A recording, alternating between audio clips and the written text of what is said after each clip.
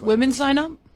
Absolutely. Of course they can. I don't know where getting this impression I hate women. I mean, we can attempt to label me with that all we want. I'm happy to discuss that. I absolutely not really love women. I have nothing against women. I believe women are the most precious things on the planet. They create life. They should be protected. They should be provided for. I would never let a woman pay for a bill. I would never let a woman, if someone touched any of my women, I would stand up against 10 men by myself and risk my life to protect her. I believe that women are beautiful creatures. I just don't think that they're as emotionally calm as men in stressful situations. I don't think they can fight like a man can. And for the same reason, I would never drop my children in an all-male nursery. I think that's strange and weird. I would only drop them in an all-female nursery.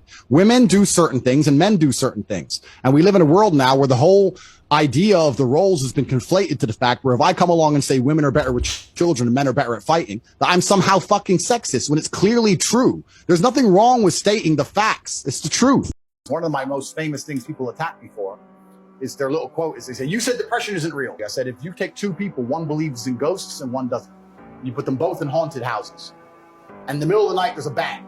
The person who believes in ghosts is now terrified. There's a ghost, they're calling an exorcist, they're panicking in the room, they're hiding. The person who doesn't believe in ghosts goes wind and goes back to sleep. It's the same noise, it's the same scenario, but it's the belief that's both. I refuse to believe in things that take my power away from me. I'm only going to construct a mental model that allows me to be as powerful as possible. If believing in the idea of depression is going to take my own power away, then I won't believe in it. I don't want to believe in things that make me weak. It's the one that annoys me the most, where it says, I say that women should bear some responsibility for being raped. I'd like to take this time and explain what I was saying in long format video, which has been completely misconstrued. I was talking about a girl, I was having an argument with a feminist, and she was saying that we need to teach men not to rape. And I said, my dear, I love how idealistic you are, but I am realistic. Men are already taught not to rape. She's like, no, we need to go and change language at school and rewrite history and do all the shit they're trying to do to make men weak, because they think that weak men don't rape, which is another argument I want to come back to, because weak men are the most dangerous men on the planet. Let's talk about that later. But I said, no, people already understand that rape is wrong. Unfortunately, human nature, some people don't care about doing wrong things. We should teach people not to steal, but they still steal.